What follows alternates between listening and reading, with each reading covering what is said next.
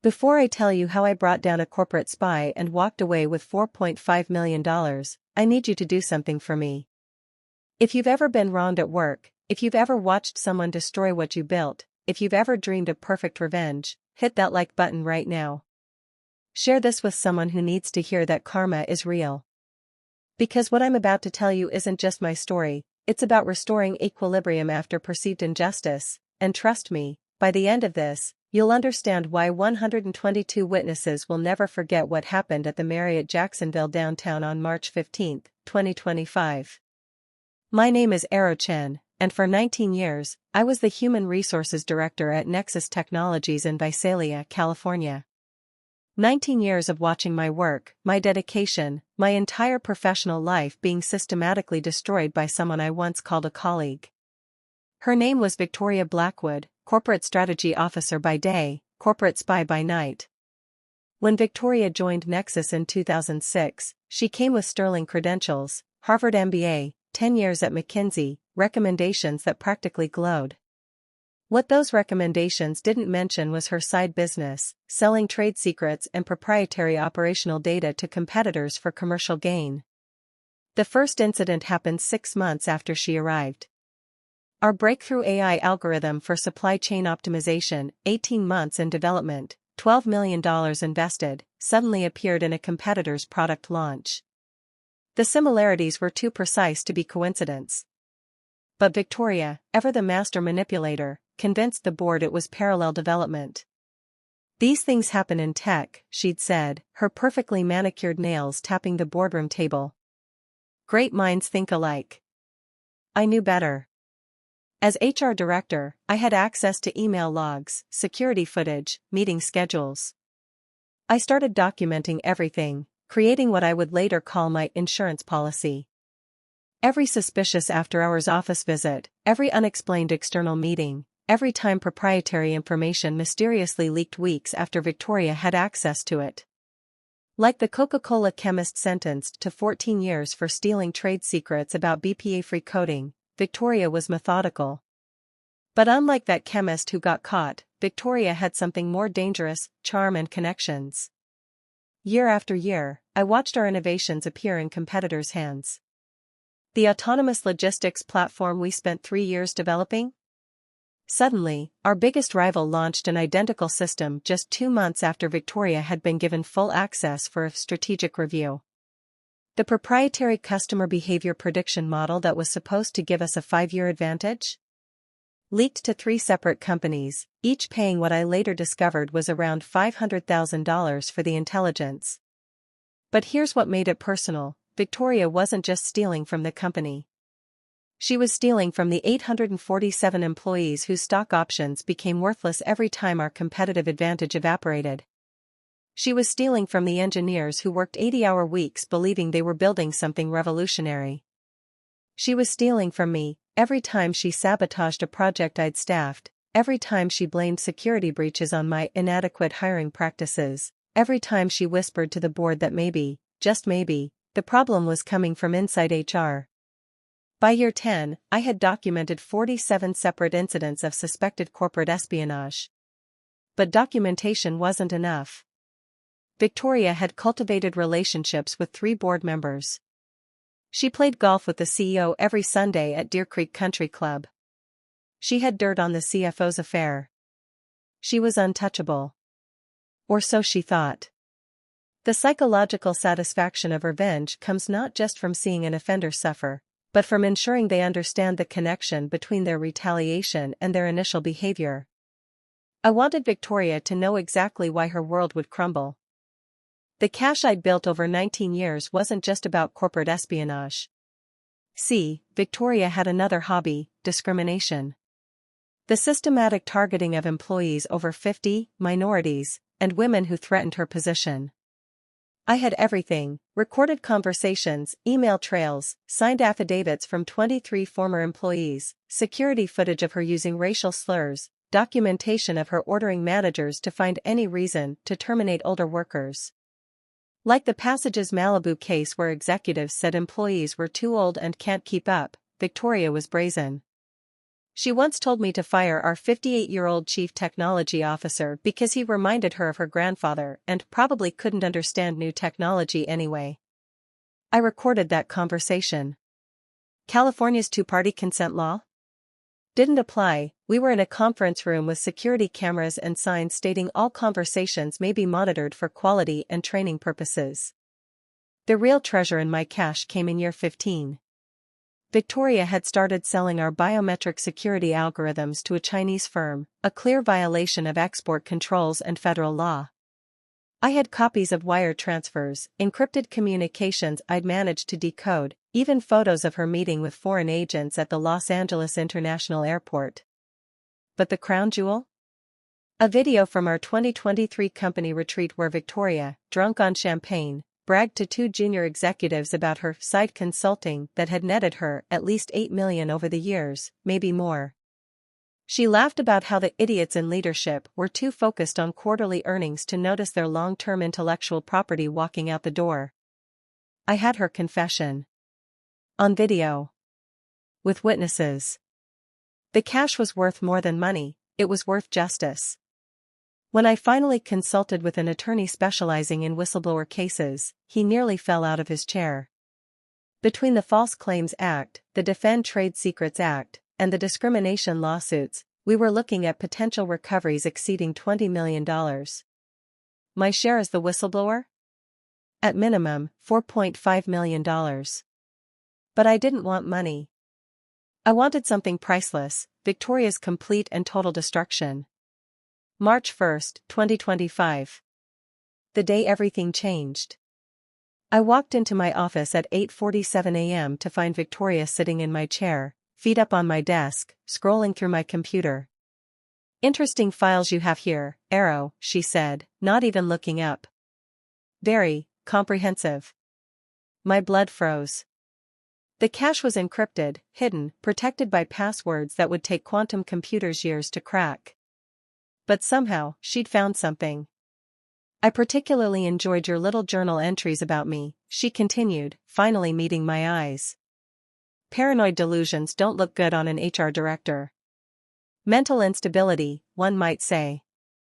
She stood up, smoothing her $3,000 dress. The board has some concerns about your fitness for duty.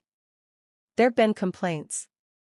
Employees saying you've been acting erratically, making wild accusations, possibly suffering from work-related stress disorder. What complaints? I demanded. She smiled, that venomous smile I'd seen destroy so many careers. Oh, they'll be filed by end of day. Backdated, of course. Amazing what people will say when their jobs depend on it. She handed me an envelope. You have two choices. Resign immediately with 2 weeks severance and sign this NDA, or be terminated for cause within 48 hours. Your reputation, your career, your future in HR, gone. I'll make sure of it. Like the Allentown case where the HR director was given the choice to resign or be fired, I was being forced out. But Victoria had made a crucial mistake. She'd just committed extortion, and she'd done it in my office, where I'd installed my own recording system after year 5 of her reign of terror. I need time to think, I said. You have until 5 p.m., she replied, walking toward the door. Then she paused, turned back. Oh, and Arrow? That cache you think you have? I've already discredited it all. Deepfakes, they'll say. Fabricated evidence from a disturbed employee. Who's going to believe the desperate accusations of someone with documented mental health issues? The door clicked shut behind her. I sat in my violated chair, in my ransacked office, feeling 19 years of suppressed rage building into something volcanic. The process of retaliation begins with perceived offense, and when the accused believes their behavior was justified, the desire for revenge becomes a coping mechanism. But then I remembered something, a detail Victoria had missed in her arrogance. The previous week, the FBI had contacted me. They'd been investigating her for 2 years. They had their own evidence, but they needed an inside witness. I picked up my phone and dialed Agent Sarah Chen, no relation, despite the shared surname. She just threatened me, I said. And I have it all on tape. "We're moving in tomorrow," Agent Chen replied. "But Arrow, we need her at the quarterly board meeting. Can you make sure she's there?" The quarterly board meeting. March 15th. The Marriott Jacksonville downtown, where Nexus always held its Florida investor relations events. The beautiful historic venue with 4,000 square feet of event space overlooking James Weldon Johnson Park, about to become the stage for Victoria Blackwood's final performance. "She'll be there," I promised. She'd never miss a chance to schmooze with investors. But the FBI didn't know about my plan. They thought they were just arresting a corporate spy. I was orchestrating something much more elaborate. 2 weeks. That's all I had to plan the complete destruction of Victoria Blackwood. Revenge is hedonically rewarding because provoked people find retaliation satisfying, and I was about to prove exactly how satisfying it could be. First, I needed allies. Over 19 years, Victoria had made many enemies. Dr. James Patterson, the CTO she'd forced into early retirement, alleging incompetence while selling his innovations for $2 million. Maria Santos, the brilliant VP of marketing she'd had fired for attitude problems after Maria questioned some suspicious budget allocations. David Kim, the former head of security who'd been scapegoated for the very breaches Victoria had orchestrated. One by one, I reached out. We met at Deerwood Castle, Jacksonville's iconic event venue, far from any possible surveillance. The castle's private rooms became our war room. "She destroyed my life," Maria said, her hands shaking with rage she'd suppressed for 3 years. "I went from VP at a Fortune 500 company to unemployable because of her whisper campaign." "Then let's destroy hers," I replied, laying out the plan. The FBI would arrest Victoria at the board meeting for corporate espionage and violation of the Economic Espionage Act. But that was just the opening act. While she was being handcuffed, a carefully orchestrated series of revelations would ensure her complete annihilation. David still had contacts in corporate security across Silicon Valley. Within days, he'd compiled evidence of Victoria's espionage affecting 14 different companies. Each one would be notified the morning of March 15th. Dr. Patterson, despite his forced retirement, still had respect in the engineering community. He prepared a detailed technical report showing how Victoria's theft had set back American technological advancement by an estimated 5 years in certain sectors. Maria, ever the marketing genius, had the most devastating role. She would ensure everything was documented, live-streamed, and viral within minutes. Like the TikTok employees who've spilled company secrets in viral videos, but this time, the secret being spilled would be Victoria's crimes. But I had the masterstroke. Remember that cash worth $4.5 million? On March 14th, I would file the whistleblower complaint with the SEC, DOJ, and EOC simultaneously. By the time Victoria walked into that boardroom, her assets would be frozen, her passport flagged, and her escape routes cut off. I also reached out to someone special, Judge Patricia Reeves, whose daughter had been one of Victoria's discrimination victims. The judge couldn't directly interfere, but she could ensure that Victoria's bail hearing would be thorough. Very thorough. The plan required precision timing. Like the retail worker who booked the last remaining item a rude customer wanted, every move had to be perfect, petty, and devastating. I created a timeline, minute by minute. March 15, 2025. 9 a.m., anonymous tips sent to Wall Street Journal, TechCrunch, and Bloomberg. 9:30 a.m., victim notifications sent to all affected companies. 10 a.m., board meeting begins. 10:15 a.m., my presentation on protecting corporate assets begins. 10:30 a.m., FBI enters. 10:31 a.m., the livestream begins. 10:45 a.m., Victoria's entire criminal history exposed. 11 a.m., the world knows who Victoria Blackwood really is. But the revenge went deeper than public humiliation.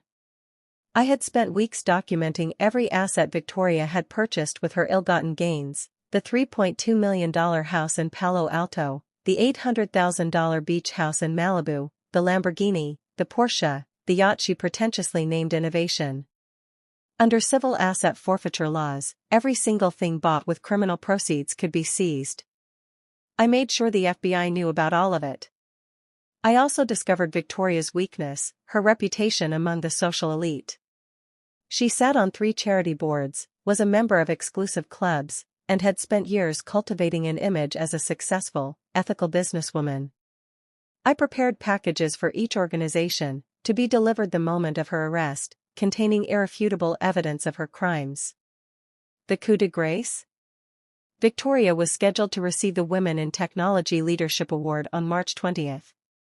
The organization would receive my package on March 15th at exactly 10:31 a.m. As I finalized each detail, I thought about the Reddit user at Rickik57 who documented similar revenge, but this would make their story look like a bedtime tale. The days counted down. I maintained my normal routine, even accepting Victoria's smug condolences when she announced my resignation due to health concerns to the department. I packed my office slowly, making sure to leave certain items that would later become evidence. On March 14th, I sent a final email to Victoria from my personal account. Thank you for 19 years of education. Tomorrow, I return the favor. She replied within minutes, pathetic. Enjoy obscurity. That email would later be Exhibit A in her prosecution, threatening a federal witness. That night, I couldn't sleep. Not from nerves, but from anticipation. The brain's reward centers activate with thoughts of revenge, releasing dopamine just from contemplating retribution. Tomorrow, Victoria would learn what 19 years of patience could accomplish. March 15, 2025. 6 a.m. I stood in my hotel room at the Marriott Jacksonville downtown, looking out at the sunrise over the St. Johns River. In 4 hours, Victoria Blackwood's world would end. My phone buzzed. Agent Chen, we're in position. Confirmation? She's here, I replied. I'd seen Victoria check in the night before, watched her have drinks with board members at the lobby bar, listened to her laugh about my mental breakdown and how she'd finally cleaned house in HR. 7 a.m., the first phase began.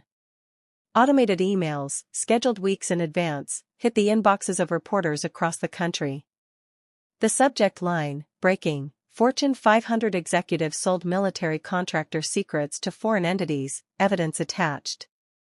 8 a.m., Victoria's photo appeared on the homepage of TechCrunch with the headline, exclusive, inside the 19-year corporate espionage operation that devastated American tech innovation. 8:30 a.m., my legal team filed the whistleblower complaint. Simultaneously, the EEOC received 23 individual discrimination complaints against Victoria and Nexus Technologies. 9 a.m., I walked into the boardroom wearing my best suit, the one I'd saved for special occasions. Victoria was already there, holding court, unaware that 3 FBI agents were in the adjoining room, that Maria was in the AV booth ready to livestream, that her entire life was about to become a cautionary tale.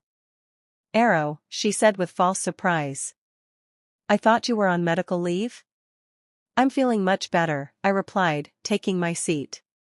"In fact, I've never felt more alive." 10 a.m., the board meeting began. CEO Michael Davidson welcomed everyone, particularly the institutional investors who'd flown in from New York and San Francisco. 10:15 a.m., before we review quarterly figures, Michael announced, Arrow Chen from HR has prepared a special presentation on protecting corporate intellectual property. I stood, connected my laptop, and began. Ladies and gentlemen, Nexus Technologies has lost approximately $847 million in value over the past 19 years due to systematic corporate espionage. The room tensed. Victoria's smile flickered.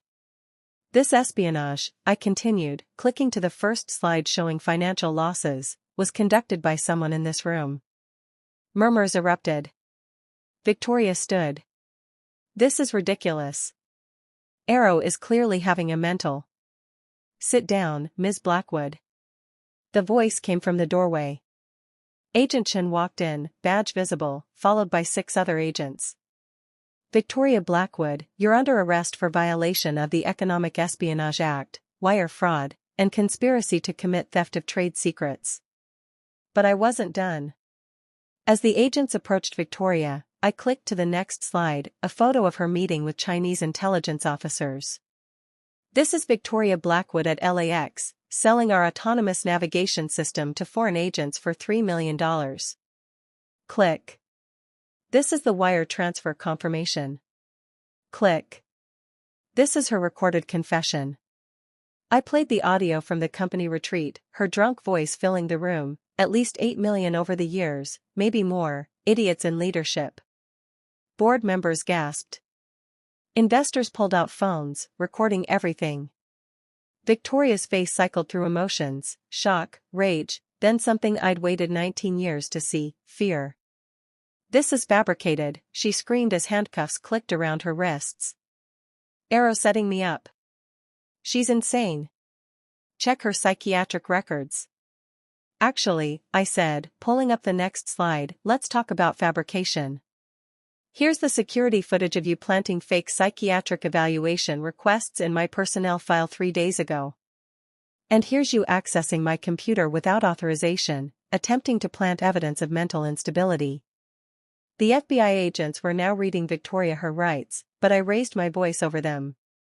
You asked who would believe the desperate accusations of someone with documented mental health issues? I looked directly at her. Everyone, when those documents are proven fake. When 23 former employees corroborate discrimination. When 14 companies confirm their stolen secrets. When the FBI has been watching you for 2 years. Maria gave me a thumbs up from the AV booth. We were live on 14 platforms. The view count was already at 100,000 and climbing. Oh, I added, as Victoria was being led away, that $4.5 million whistleblower reward? I'm donating it to a fund for all the employees you destroyed over the years. They'll rebuild their lives with your money. Victoria lunged toward me, but the agents held her back. Her perfect composure finally shattered completely. You think you've won? She snarled. I have connections you can't imagine. I'll be out by noon. My lawyers will destroy you. Your lawyers? I smiled. You mean Peterson, Krantz, and Associates? They dropped you as a client about. I checked my watch, 17 minutes ago. Something about not representing federal criminals who paid their retainer with stolen funds. As they dragged her toward the door, I delivered my final blow. Your house in Palo Alto? Being seized as we speak. The beach house? Same. Your cars, your yacht innovation? All purchased with proceeds from criminal activity. The charity boards you sit on? They've all received packages detailing your crimes. The Women in Technology Leadership Award? Rescinded. Victoria's scream of rage echoed through the boardroom as the FBI removed her. But we weren't done with the show. Dr. Patterson stood up. As former CTO, I'd like to present my analysis of the technological damage Ms. Blackwood caused. Maria's fingers flew over her laptop. We're trending #1 on Twitter, sorry, X. The hashtag corporate karma has 2 million uses in the past 30 minutes. David Kim approached the board. I prepared a complete security audit showing how Ms. Blackwood compromised our systems. I believe the board needs to see this. For the next hour, the boardroom became a tribunal. Every crime, every betrayal, every life destroyed, all documented, all public. The investors weren't just shocked, they were demanding immediate action, threatening lawsuits, pulling funding. CEO Michael Davidson, Victoria's golfing buddy, tried to minimize, this is obviously a shock, but one bad apple doesn't. One bad apple? Maria interrupted, her livestream catching everything. Mr. Davidson, here's an email from you to Victoria saying, make the Patterson problem go away, I don't care how. Here's another asking her to handle the discrimination complaint from Jamal Williams quietly. The board turned on Michael like sharks sensing blood. By noon, #corporate karma had been used 55 million times.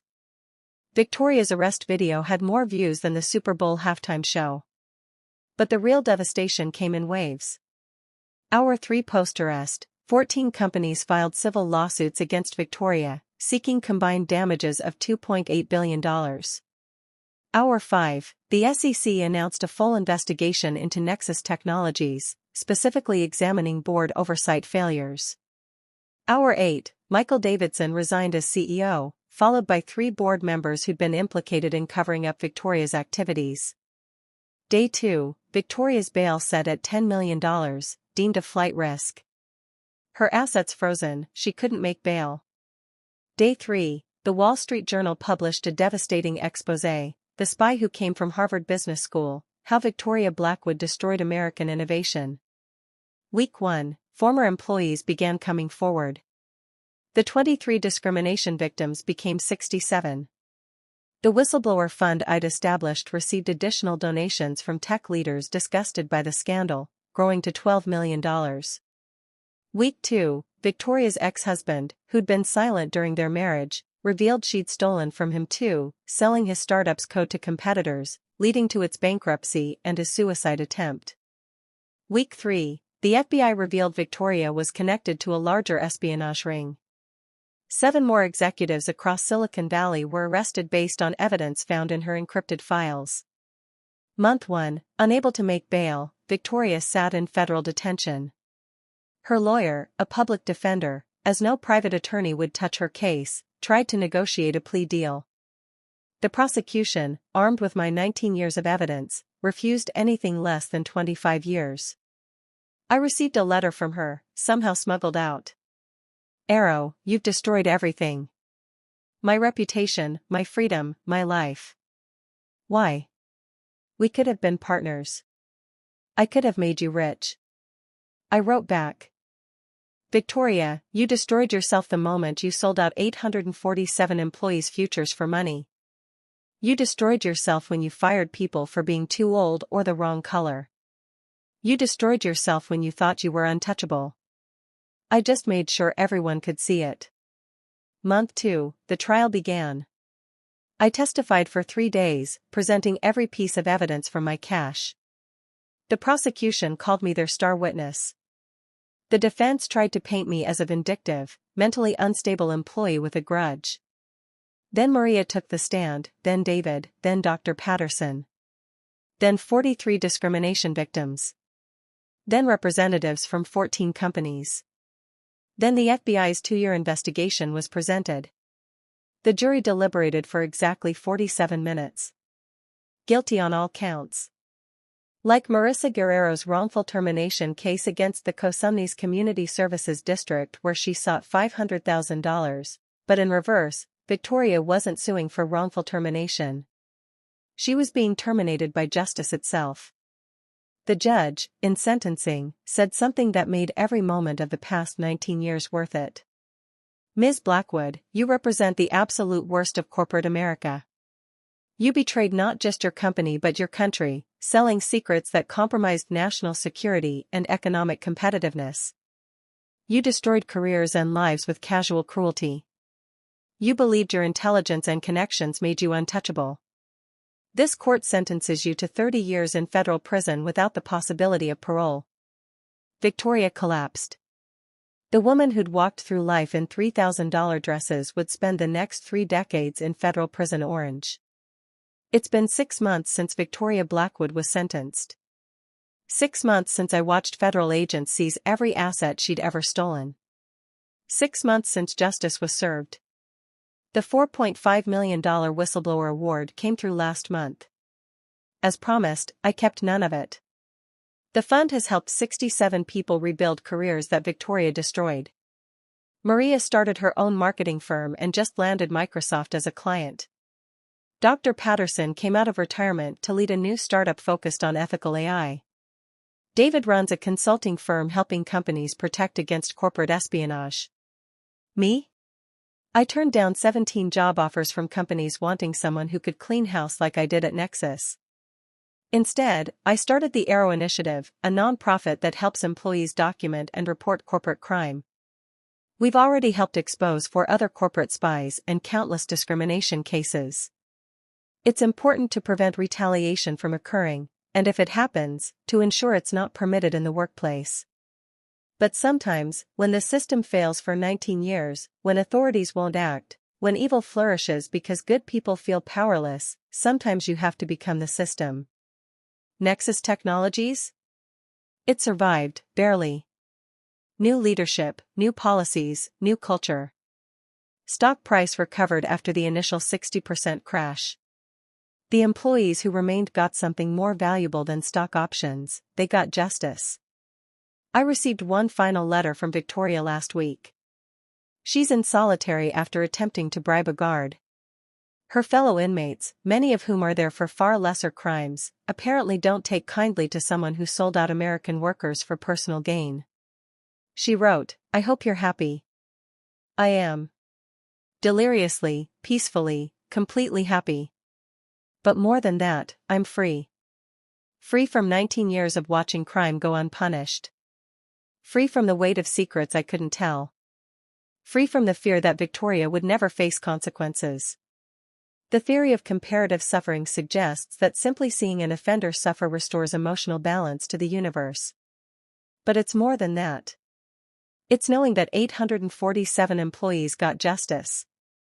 That 67 discrimination victims got validation. That 14 companies got closure. That future corporate spies might think twice, knowing that someone, somewhere, might be documenting everything. They say revenge is a dish best served cold. But after 19 years of preparation, served in front of 122 witnesses and 55 million online viewers, revenge isn't just cold, it's frozen solid, preserved forever in court records and internet history.